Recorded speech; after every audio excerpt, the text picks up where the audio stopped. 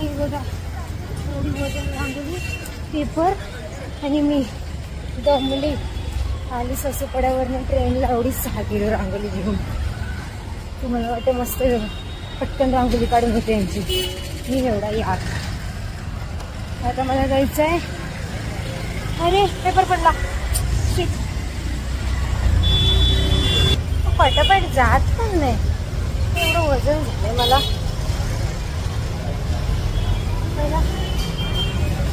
गेला गेला हात तुटला माझा, खपलो. आता किती लांब आहे यशवंतनगर. कशी कशी करून महानगरपालिकेच्या ऑफिसमध्ये पोहोचलेली आहे रांगोळी काढण्यासाठी. माझ्या मागे दिसत आहे ते महानगरपालिकेचे ऑफिस आहे. तर त्यानिमित्ताने मी ते रांगोळी काढण्यासाठी आलेले आहे. तर उद्या महिला दिन आहे, त्याच्यामुळे आजच रांगोळी काढायची. तर रांगोळीला मी आता सुरुवात करणार आहे. महिला दिन असल्यामुळे महिलांची रांगोळी आहे, महिला या थीमवर. तर चला रांगोळीच्या इथेच भेटूया.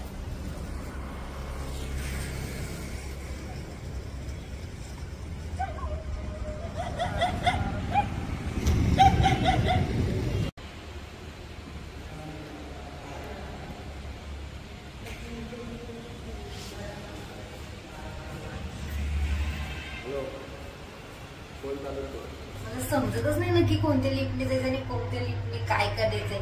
ते वरती जायला वेगळी लिप, खाली जायला वेगळी लिप. आपल्या पायऱ्या बऱ्या बाबा. आणि बाबा 4थ्या मजल्यावर भीतीच वाटते मला.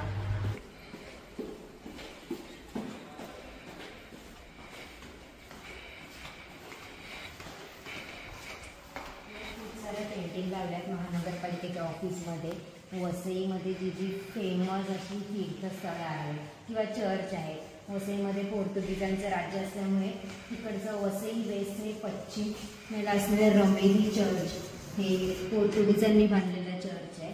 तर या चर्चचा खूप मोठा असा इतिहास आहे, ऐतिहासिक असं चर्च आहे. हे बघ तुंगरेश्वर महादेव मंदिर आपल्या इकडे. हे पांडवकालीन मंदिर आहे, वसईमधलं फेमस. महाशिवरात्रीला इथे खूप गर्दी असते.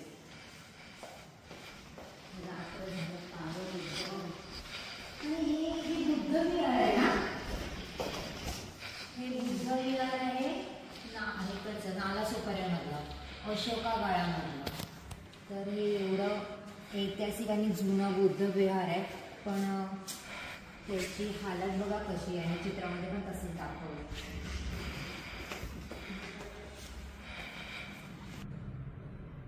एवढा मोठा हॉल आणि रात्रीची वेळ आणि मी एकटीच. सर्वजण गेले आपापल्या घरी. समितला बोलवलं तर काय माहिती कधी येईल. त्यांनी रांगोळी तरी काढून घेतली. आणि रांगोळी मध्ये जी जाड रांगोळी असते ती काढून टाकायची. आणि जी पावडर असते म्हणजे पीठ रांगोळी ती पण काढून टाकायची. म्हणजे मिडलची अशी रांगोळी घ्यावी लागते. या कपड्यांनी मी पातळ जी पिठासारखी रांगोळी ती काढून टाकली. आणि आता गाळणीने याच्यामध्ये खरवाली रांगोळी काढते.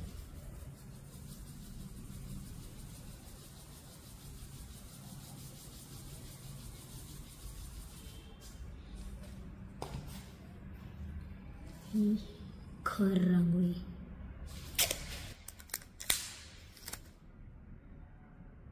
घरी मी सांगून आले की मी रांगोळी काढायला आली आहे आणि आज रात्री मी घरी नाही येणार आहे. तर त्यांनी कुठलाही स्त्री पुरुष असा भेदभाव न करता मला रांगोळीला जायची परमिशन दिली.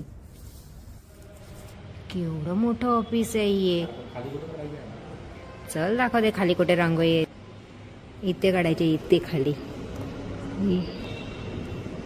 शिवाजी महाराजांच्या इथे 2 रांगोळ्या काढायच्या असल्यामुळे समितला बोलवलंय आणि समित रांगोळी काढतोय खाली आणि मी इकडे एकटीच 4थ्या मजल्यावर रांगोळी काढतोय. आता कामाला सुरुवात केली आहे त्याच्यामुळे एवढी भीती नाही वाटत आहे. जेवायला चाललोय.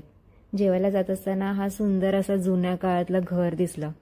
आता अशी घरं पाहायलाच मिळत नाही, पण बघायला खूप भारी वाटतात. म्हणजे आता माझे इथे एक पोलिसाची टोपी, एक कॉम्प्युटर आणि एक घर, जे घरकाम करणाऱ्या महिला असं.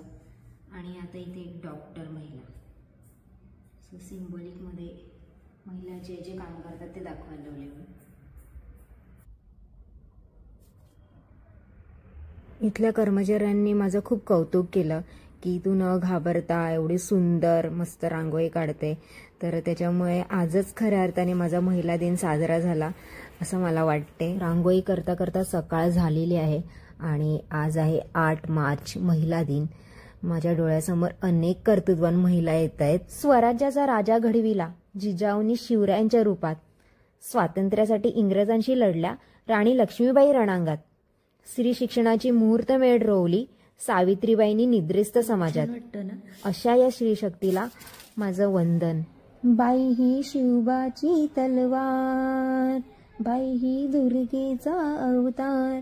बाई ही शिवबाची तलवार, बाई ही दुर्गेचा अवतार. बाई ही मायेचा शृंगार, बाई ही रणरागिणी हुशार ग माझी माई. बाई ही जगदाचा आधार. हो पेटू दे आसमंत हे सार, आग बन तू आता. येऊ कितीही वादळ वार, क्रांती घडू दे आता. क्रांती घडू दे आता. Bye bye.